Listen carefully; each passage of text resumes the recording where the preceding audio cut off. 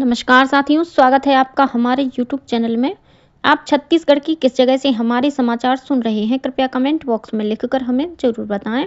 साथ ही हमारे चैनल को सब्सक्राइब करना ना भूलें। रायपुर से प्रस्तुत हैं छत्तीसगढ़ के प्रादेशिक समाचारों के साथ मैं रजनी शुक्ला। पहले मुख्य समाचार। मुंगेली जिले के सरगांव में स्थित फैक्ट्री में निर्माणाधीन चिमनी के गिरने से करीब आधा दर्जन मजदूर दबे। बचाव अभियान चलाकर मलबे में दबे मजदूरों को निकाला जा रहा है। सुकमा जिले में कल सुरक्षा बलों के साथ हुई मुठभेड़ में 3 माओवादियों के मारे जाने की खबर। केंद्रीय कृषि मंत्री शिवराज सिंह चौहान आज 1 दिवसीय प्रवास पर दुर्ग जिले में आएंगे, साथ ही बाजार का करेंगे शिलान्यास। और भारतीय संविधान के 75वें वर्ष के उपलक्ष्य में भारतीय जनता पार्टी प्रदेश में 11 से 25 जनवरी तक संविधान गौरव यात्रा निकालेगी। अब समाचार विस्तार से। मुंगेली जिले के सरगांव में स्थित एक फैक्ट्री की निर्माणाधीन चिमनी कल दोपहर अचानक गिर गई। इसके नीचे 3 से 4 मजदूरों के दबे होने की आशंका है। हादसे के तुरंत बाद पुलिस और प्रशासन की टीम मौके पर पहुंची और राहत तथा बचाव कार्य शुरू किया। अभी तक 2 घायल मजदूरों को बाहर निकाला जा चुका है, जिन्हें बिलासपुर के अस्पताल में भर्ती कराया गया है। वहीं बाकी मजदूरों को निकालने के लिए अभियान चलाया जा रहा है। पुलिस ने बताया कि फैक्ट्री की चिमनी इतनी भारी है कि उसे हटाने में काफ़ी मशक्कत करनी पड़ रही है। साथ ही चिमनी में काफ़ी मात्रा में राख होने से भी रेस्क्यू करने में परेशानी आ रही है। सुकमा जिले में कल सुरक्षा बलों के साथ हुई मुठभेड़ में 3 माओवादियों के मारे जाने की खबर है। हालांकि माओवादियों के मारे जाने की आधिकारिक पुष्टि अभी तक नहीं हुई है। मिली जानकारी के अनुसार district reserve guard DRG, special task force STF और सीआरपीएफ की कोबरा बटालियन की संयुक्त टीम बीजापुर जिले की सीमा पर माओवादियों की मौजूदगी की सूचना पर रवाना हुई थी। इस दौरान सुरक्षा बलों और माओवादियों के बीच मुठभेड़ हो गई। मुख्यमंत्री विष्णुदेव साय ने कल धमतरी जिले में 268 करोड़ रुपए के विभिन्न विकास कार्यों का लोकार्पण और भूमि पूजन किया। इस अवसर पर उन्होंने धमतरी में स्वामित्व कार्डों के वितरण का शुभारंभ किया। कार्यक्रम में मुख्यमंत्री ने विभिन्न योजनाओं के हितग्राहियों को सामग्री का वितरण भी किया। कार्यक्रम को उप मुख्यमंत्री अरुण साव, खेल मंत्री टंकराम वर्मा और कुरूद विधायक अजय चंद्राकर ने भी संबोधित किया। उप मुख्यमंत्री विजय शर्मा ने एनडीपीएस एक्ट के तहत जारी एसओपी के पालन को लेकर अधिकारियों को सख्त निर्देश दिए हैं। कल रायपुर स्थित मंत्रालय में हुई गृह विभाग की समीक्षा बैठक में उन्होंने कहा कि नशे के अवैध कारोबार में शामिल लोगों के खिलाफ कठोर कार्रवाई की जाए। उन्होंने स्पष्ट किया कि यदि कोई पुलिस अधिकारी या कर्मचारी इस अवैध कारोबार में लिप्त पाया जाता है तो उसके खिलाफ तत्काल बर्खास्तगी की कार्रवाई की जाएगी। बैठक में उप मुख्यमंत्री ने पुलिस विभाग के कर्मचारियों और अधिकारियों के लिए नई स्थानांतरण नीति लागू करने के भी निर्देश दिए। भारतीय संविधान के 75वें वर्ष के उपलक्ष्य में भारतीय जनता पार्टी प्रदेश में 11 से 25 जनवरी तक संविधान गौरव यात्रा निकालेगी। इस अभियान के संचालन के लिए राज्य स्तरीय समिति का गठन किया गया है।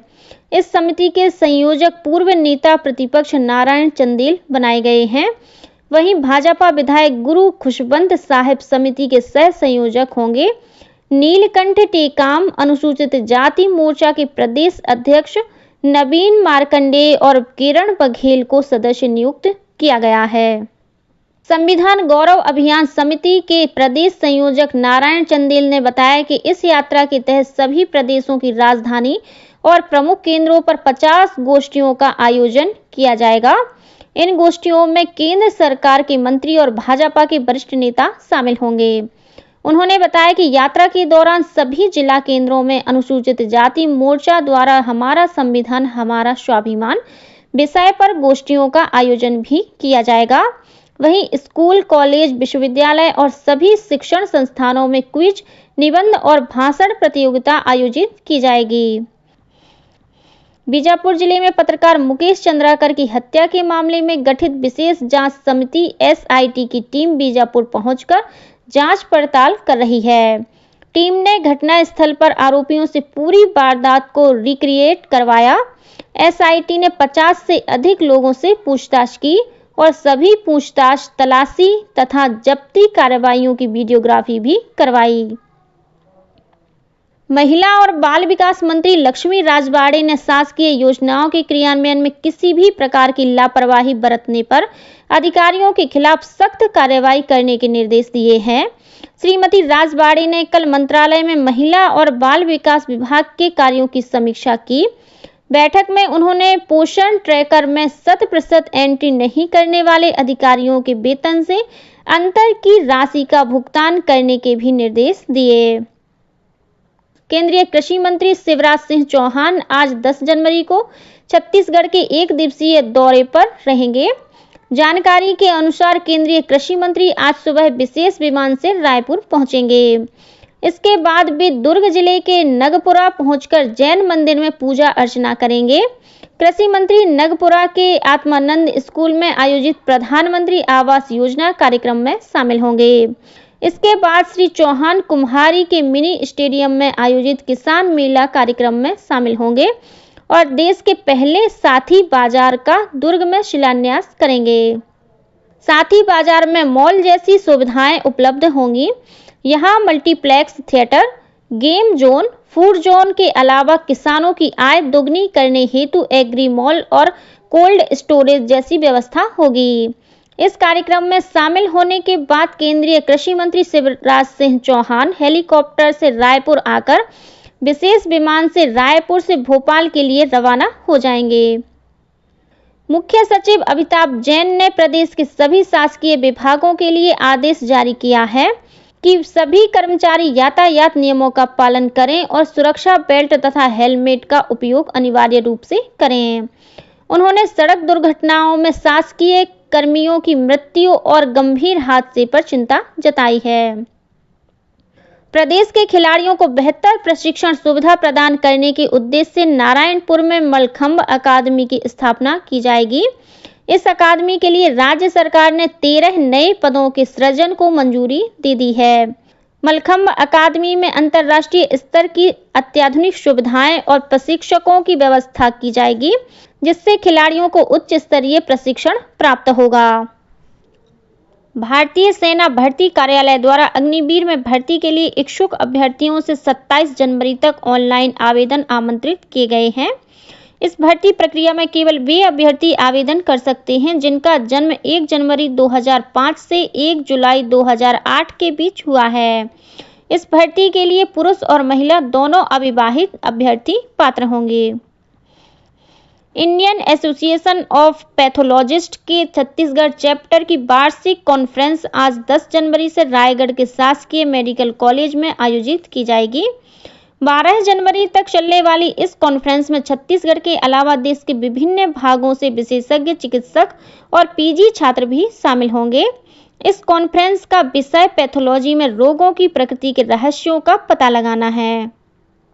आगामी गणतंत्र दिवस परेड और बीटिंग रिट्रीट समारोह के कारण राष्ट्रपति भवन में 21 से 29 जनवरी तक आम लोगों का प्रवेश बंद रहेगा। गणतंत्र दिवस परेड के पूर्वाभ्यास के कारण 11, 18 और 25 जनवरी को राष्ट्रपति भवन में गार्ड परिवर्तन समारोह भी आयोजित नहीं किया जाएगा। गौरतलब है कि गणतंत्र दिवस परेड के अवसर पर इस वर्ष लगभग 10,000 विशेष अतिथियों को आमंत्रित किया गया है।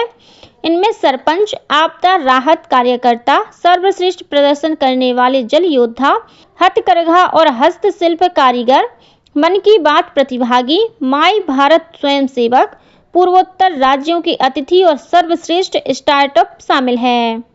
रक्षा मंत्रालय ने कहा है कि आमंत्रित अतिथियों में से कुछ स्वयं सहायता समूहों के माध्यम से रोजगार सृजन सुनिश्चित करने के लिए अनुकरणीय कार्य कर रहे हैं। पैरा ओलंपिक दल के सदस्य, शतरंज ओलंपियाड पदक विजेता को भी विशेष अतिथि के रूप में आमंत्रित किया गया है।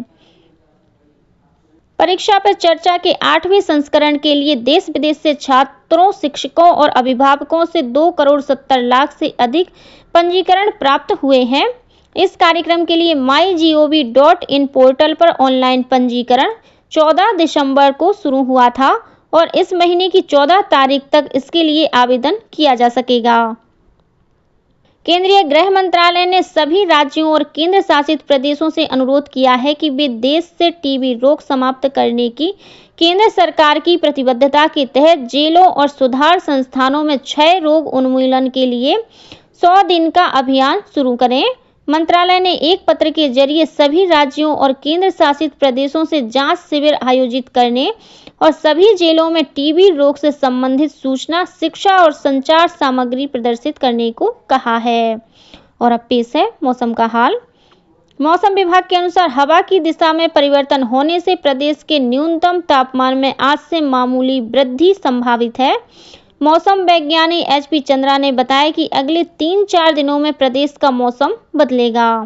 और अब कुछ अन्य समाचार संक्षेप में। आज विश्व हिंदी दिवस है। इस अवसर पर मुख्यमंत्री विष्णुदेव साय ने प्रदेशवासियों को बधाई दी है।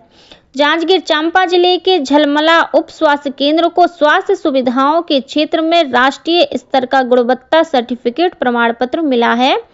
इंदिरा गांधी कृषि विश्वविद्यालय से संबद्ध कृषि विज्ञान केंद्रों में 7 पदों पर भर्ती की जाएगी। इसके लिए ऑनलाइन आवेदन की प्रक्रिया शुरू हो गई है। 31 जनवरी तक आवेदन किए जा सकते हैं।